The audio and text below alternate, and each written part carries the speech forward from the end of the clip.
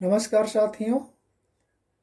नवी कक्षा हिंदी विषय के अंतर्गत अ और ब पाठ्यक्रम के तहत व्याकरण के संदर्भ में शब्द निर्माण के अंतर्गत उपसर्ग और प्रत्यय का महत्वपूर्ण भाग यहाँ पर रखा गया है।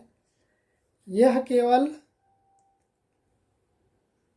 कक्षा के परीक्षा की दृष्टि से ही महत्वपूर्ण नहीं, हिंदी से संबंधित अन्य कोई भी प्रतियोगी परीक्षाओं के लिए भी ये उपसर्ग और प्रत्यय महत्वपूर्ण है, क्योंकि इसी से ही प्रतियोगी परीक्षाओं में उपसर्ग प्रत्यय से संबंधित प्रश्न दिया जाता है। तो इसलिए ये भविष्य की प्रतियोगी परीक्षाओं के लिए भी महत्वपूर्ण है। तो हमने पिछले में देखा शब्द पद पदबंध। हमारे इस YouTube चैनल जीत एजुकेशन के माध्यम से आपको और डिटेल जानकारी चाहिए तो आप जा कर के चैनल में चेक कर सकते। शब्द रचना के अंतर्गत वर्णों के सार्थक समूह को शब्द कहते हैं और शब्दों से किस तरह से उपसर्ग और प्रत्यय निर्मित किए जाते हैं। तो यहाँ सबसे पहले हम उपसर्ग के संदर्भ में देखेंगे। उपसर्ग वैसे व्याकरण में बहुत सरल अध्याय है। उपसर्ग प्रत्यय। उपसर्ग किसी मूल शब्द के पहले जुड़कर जो नया शब्द बनता है या उसके शब्द के अर्थ को बदल देता है, उसको कहा जाता है उपसर्ग।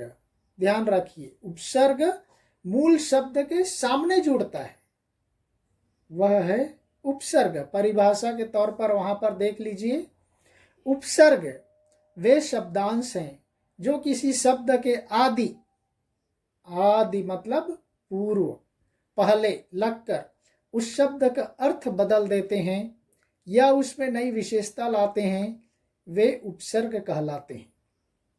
तो देखिए, जो मैंने आपको बताया, किसी मूल शब्द के पूर्व लगकर उसके अर्थ में परिवर्तन ला देता है, वह उपसर्ग होता है। जैसे यहाँ पर उदाहरण के लिए दिया गया है पुत्र। पुत्र के आगे देखिए कु जुड़ गया, सु भी जुड़ सकता है, कुपुत्र। सु जोड़ दिए तो सुपुत्र हो जाएगा। दूसरा एग्जाम्पल देखिए, अजय। अजय में जय मूल है, आगे जोड़ दिया गया अ, तो बन गया अजय। तो उपसर्ग के दो भाग होते हैं, एक तत्सम संस्कृत के उपसर्ग, दूसरा तद्भव हिंदी के, और तीसरा भी होता है जो विदेशी या आगत, जो उर्दू फारसी से संबंधित शब्द हैं, उसके भी होते हैं। तो हम यहाँ पर संस्कृत से संबंधित तत्सम उपसर्ग के उदाहरण पर चर्चा करेंगे। चलिए आगे देखते हैं। अति जमा अधिक बराबर अत्यधिक, अति जमा अंत बराबर अत्यंत। अन्य शब्द देखिए, अतिरिक्त, अत्याधुनिक, अतिशय, अतिक्रमण। उसी तरह से अधि से संबंधित देखिए, फर्स्ट अति से संबंधित है, दूसरा अधि। अधि में करण जुड़ गया, अधि जमा करण बराबर अधिकरण। अधि जमा आदेश, अध्यादेश। अन्य शब्द देखिए, अधिशुल्क, अध्यक्ष, अधिपति, अधिकार, अधिभार, अधीश, अधिजमा धीश, अधीश। नेक्स्ट आ से संबंधित है, देखिए आ उपसर्ग, आ जमा मरण बराबर आमरण। अन्य शब्द के अंतर्गत देखिए, आजन्म, आजीवन, आचरण, आदान, आदेश। तो ये साथियों देखिए, ये आजन्म, आजीवन, आमरण, ये कहाँ पहुंच गया?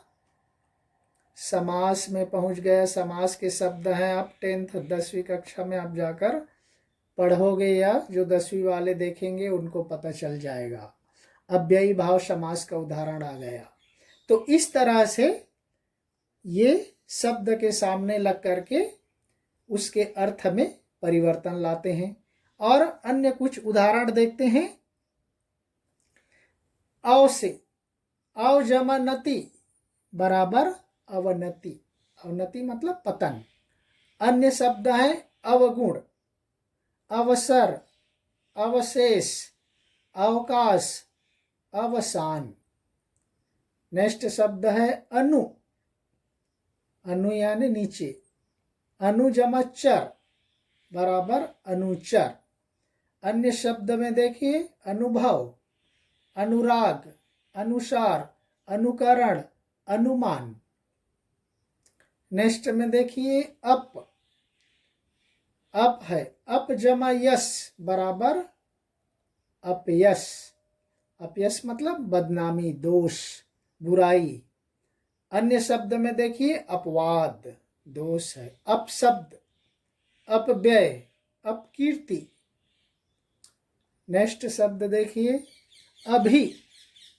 अभी उपसर्ग है। ये जितने भी सब सामने में हैं सारे उपसर्ग शब्द आएंगे। अभी जमा नौ। नौ मूल शब्द है, अभिनव। अन्य शब्द के अंतर्गत देखिए अभिमान, अभियोग, अभिज्ञान, अभिशाप। देखिए मान, योग, ज्ञान, शाप, ये मूल शब्द आ गया।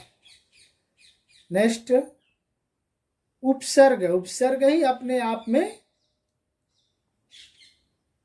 उपसर्ग मूल शब्द है और उपसर्ग है। उप जमा सर्ग, उपसर्ग। अन्य शब्द के अंतर्गत देखिए उपहार, उपदेश, उपयोग, उपग्रह, उपचार, उपकार। देखिए हार, देश, योग, ग्रह, चार, कार, ये सारे मूल शब्द हैं। उसमें उप जुड़ा हुआ है। उत। उत में हलंत है। उत या उद जमा थान बराबर उत्थान। अन्य शब्द में देखिए उत जमा पत्ती, उत्पत्ति। उत जमा चारण, उच्चारण।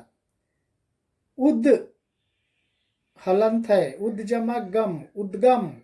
उद जमा घोष, उद्घोष। नेक्स्ट दूर। दूर र में हलंत है, वहां हलंत नहीं आया है। दूर जमा घटना बराबर दुर्घटना। अन्य शब्द के अंतर्गत आप ऐसा नोट करते चलिएगा। दुराग्रह, दूर जमा आग्रह। दुर्बल, दुर्जन, दुर्भाग्य, दुर्दिन, दुर्गुण। दूर जमा गुण, दूर जमा दिन, दूर जमा भाग्य, ऐसा आते जाएगा। नेक्स्ट शब्द है दुस। स में हलंत है। दुस जमा कर बराबर दुष्कर। अन्य शब्द है दुस्साहस, दुस जमा साहस, दुस्साध्य, दुस जमा कर्म, दुष्कर्म, दुस जमा शासन, दुशासन, दुस जमा काम, दुष्काम। नेक्स्ट है नीर। र में हलंत रहेगा। नीर जमा जन बराबर निर्जन। अन्य शब्द के अंतर्गत देखिए निर्बल, निर्धन, निर्जीव, निर्भय, निर्मल, निर्दोष। इसमें नीर सब में जोड़ा जाएगा। बाकी बल, धन, जीव, भय, मल, दोष, ये सारे मूल शब्द हैं। आगे नीर ऑलरेडी लिखा हुआ है। नेक्स्ट शब्द है निस जमा काम। निस में हलंत है। निष्काम।